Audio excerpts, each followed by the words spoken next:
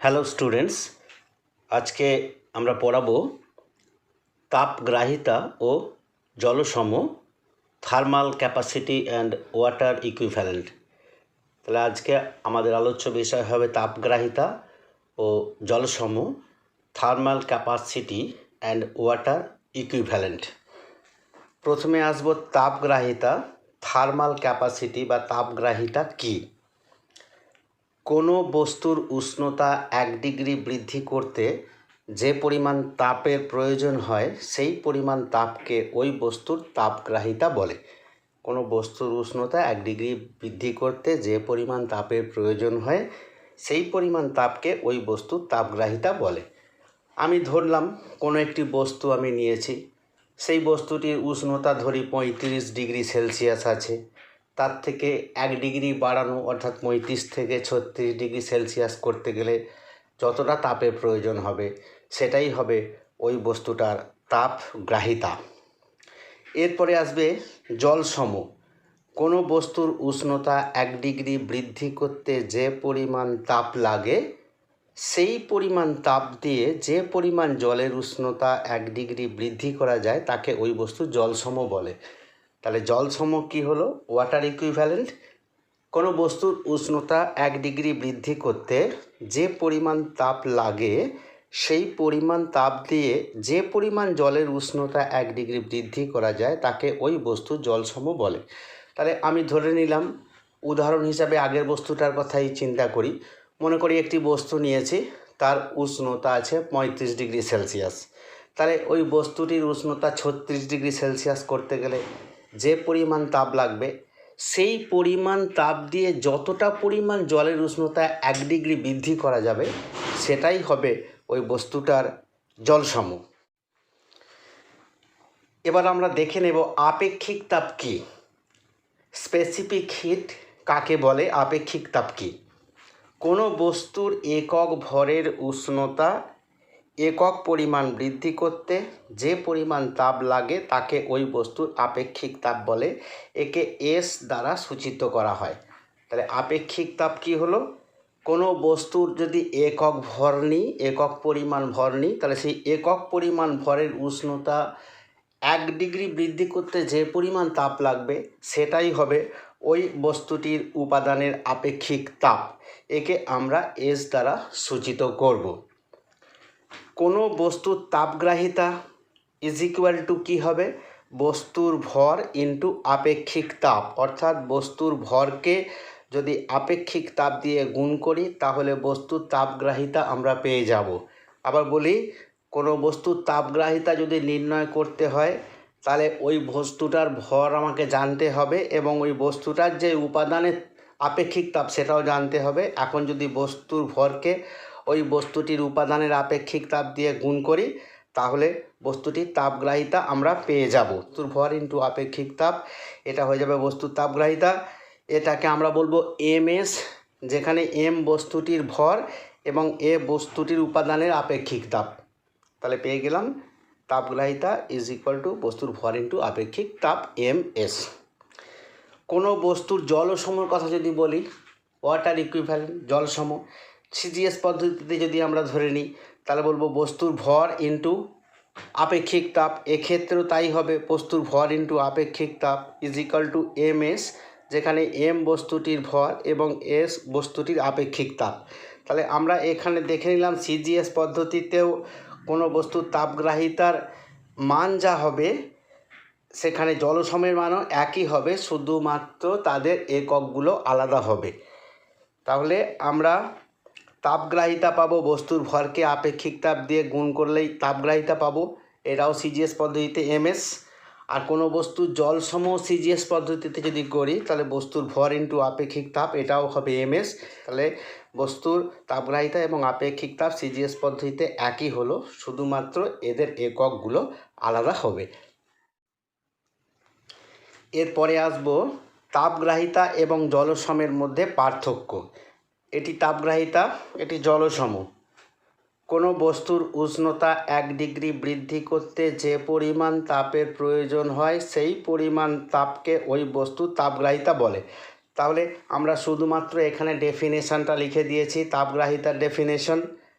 ডান দিকে লিখেছি কোনো বস্তুর উষ্ণতা 1 ডিগ্রি বৃদ্ধি করতে যে পরিমাণ তাপ লাগে সেই পরিমাণ তাপ দিয়ে যে পরিমাণ জলের উষ্ণতা 1 ডিগ্রি বৃদ্ধি করা যায় তাকে ওই বস্তু জলসম বলে। তাহলে জলসম এবং তাপগ্রাহিতার মধ্যে পার্থক্য, প্রথমে আমরা তাপগ্রাহিতা লিখেছি, এখানে তাপগ্রাহিতার যে সংজ্ঞা লিখেছি জলসম, এটা সংজ্ঞা লিখেছি। তাহলে এটাও এই দুটো হবে একটি পার্থক্য তাপগ্রাহিতা এবং জলসমের মধ্যে। সিজিএস পদ্ধতিতে তাপগ্রাহিতার একক ক্যালোরি পার ডিগ্রি সেলসিয়াস। তাহলে সিজিএস পদ্ধতিতে আমরা তাপগ্রাহিতার একক বলবো ক্যালোরি পার ডিগ্রি সেলসিয়াস, আর এসআই পদ্ধতিতে তাপগ্রাহিতার একক বলবো জুল পার কেলভিন। আবার বলি, সিজিএস পদ্ধতিতে তাপগ্রাহিতার একক ক্যালোরি পার ডিগ্রি সেলসিয়াস এবং এসআই পদ্ধতিতে তাপগ্রাহিতার একক জুল পার কেলভিন। জলসম, সিজিএস পদ্ধতিতে জলসমের একক হবে গ্রাম, আর এসআই পদ্ধতিতে জলসমের একক হবে কেজি। তাহলে এখানে আমরা দেখি তাপগ্রাহিতা হলো কিছু পরিমাণ তাপ। এখানে সিজিএস পদ্ধতিতে যে তাপটিকে আমরা ক্যালোরি দিয়ে মাপছিলাম প্রতি ডিগ্রি সেলসিয়াস উষ্ণতা বৃদ্ধির জন্যে, এসআই পদ্ধতিতে সেই তাপটা আমরা জুলে মাপছিলাম প্রতি কেলভিন উষ্ণতা বৃদ্ধির জন্যে। তাহলে তাপগ্রাহিতা হলো আসলে কিছু পরিমাণ তাপ। অপরপক্ষে জলসম হলো কিছু পরিমাণ জলের ভর। এখানে পড়েছিলাম সিজিএস পদ্ধতিতে জলসমের একক হচ্ছে গ্রাম, এটি একটি ভরের একক। এসআই পদ্ধতিতে জলসমের একক কেজি, এটিও একটি ভরের একক। তাহলে জলসম হলো কিছু পরিমাণ জলের ভর। একটা গাণিতিক প্রশ্ন আমরা আলোচনা করব। 100 গ্রাম ভরের একটি লোহার টুকরোর তাপগ্রাহিতা এবং জলসম কত হবে? তাহলে আমাকে একটি 100 গ্রাম ভরের লোহার টুকরো দেওয়া হয়েছে, আমাকে ক্যালকুলেশন করতে হবে এর তাপগ্রাহিতা কত হবে, এর জলসম কত হবে, থার্মাল কন্ডাক্টিভিটি কত হবে এবং ওয়াটার ইকুইভ্যালেন্ট কত হবে। দেওয়া আছে লোহার আপেক্ষিক তাপ 0.11 ক্যালোরি পার গ্রাম। তাহলে লোহার আপেক্ষিক তাপটা দেওয়া আছে 0.11 ক্যালোরি পার গ্রাম। এখানে আমরা জানি তাপগ্রাহিতা ইজ ইকুয়াল টু এমএস, আগেই আমরা পড়েছি। কোনো বস্তুর ভর যদি এম হয়, আপেক্ষিক তাপ যদি এস হয়, তাহলে সেক্ষেত্রে বস্তুর তাপগ্রাহিতা হয় এমএস, যেখানে এম বস্তুটির ভর এবং এস বস্তুটির আপেক্ষিক তাপ। তাহলে আমরা কি করব, এবার এই লোহার টুকরোটার তাপগ্রাহিতা কত হবে? লোহার টুকরোর তাপগ্রাহিতা হবে লোহার ভর, লোহার টুকরোটার ভর ইন্টু আপেক্ষিক তাপ। তাহলে লোহার টুকরোটার ভর আমি এখানে লিখেছি 100 গ্রাম ইন্টু এখানে আপেক্ষিক তাপ লিখেছি 0.11 ক্যালোরি পার গ্রাম। তাহলে এটা সিজিএস পদ্ধতিতে হলো 100 into 0.11 calorie per degree Celsius. এই এককটা আমরা আগেই বলেছি। তাপগ্রাহিতার একক হচ্ছে calorie per degree Celsius CGS পদ্ধতিতে। তাহলে এটা গুণ করলে হয়ে গেলে 11 ক্যালোরি পার ডিগ্রি সেলসিয়াস। তাহলে লোহার টুকরোর তাপগ্রাহিতা আমরা পেয়ে গেলাম, লোহার ভরকে লোহার আপেক্ষিক তাপ দিয়ে গুণ করে লোহার টুকরোর তাপগ্রাহিতা পেয়ে গেছি, সেটা এসেছে 11 ক্যালোরি পার ডিগ্রি সেলসিয়াস। এবার যদি লোহার টুকরোর জলসম করি সিজিএস পদ্ধতিতে, লোহার টুকরোর জলসম আমরা আগেই পড়েছি যে এক্ষেত্রে দুজনের মান সমান হয়, এক্ষেত্রেও যে মান হবে সেটি হবে এমএস, অর্থাৎ বস্তুটির ভরকে ওই বস্তুটির আপেক্ষিক তাপ দিয়ে গুণ করতে হবে। 100 into 0.11 gram is equal to 11। তাহলে এর ক্ষেত্রে লোহার টুকরোটার তাপগ্রাহিতার মান এসেছিল 11, লোহার টুকরোটার জলসমের মানও এসেছে 11 গ্রাম। 11, কিন্তু এককগুলো আলাদা আলাদা। তাপগ্রাহিতার ক্ষেত্রে একক ছিল ক্যালোরি পার ডিগ্রি সেলসিয়াস, আর লোহার টুকরোর জলসমের ক্ষেত্রে মানটা একই হয়েছে 11, কিন্তু একক হয়েছে গ্রাম। তাহলে ফাইনালি আমরা যে উত্তর পেলাম 100 গ্রাম ভরের একটি লোহার টুকরোর তাপগ্রাহিতা এবং জলসম কত হবে, লোহার আপেক্ষিক তাপ দেওয়া আছে 0.11 ক্যালোরি পার গ্রাম। তাহলে আমরা ক্যালকুলেশন করে দেখলাম, দুটোই অবশ্য সিজিএস পদ্ধতিতে আমরা ক্যালকুলেশন করেছি। লোহার টুকরোর তাপগ্রাহিতা হবে 11 ক্যালোরি পার ডিগ্রি সেলসিয়াস এবং লোহার টুকরোটি জলসম হবে 11 গ্রাম। ডিফারেন্স এখানে ক্যালোরি পার ডিগ্রি সেলসিয়াস এবং এর ক্ষেত্রে আছে গ্রাম।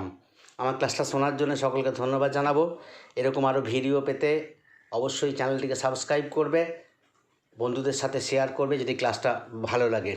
অবশেষে আরও একবার ধন্যবাদ জানিয়ে আজকে ক্লাসটা আমি শেষ করছি।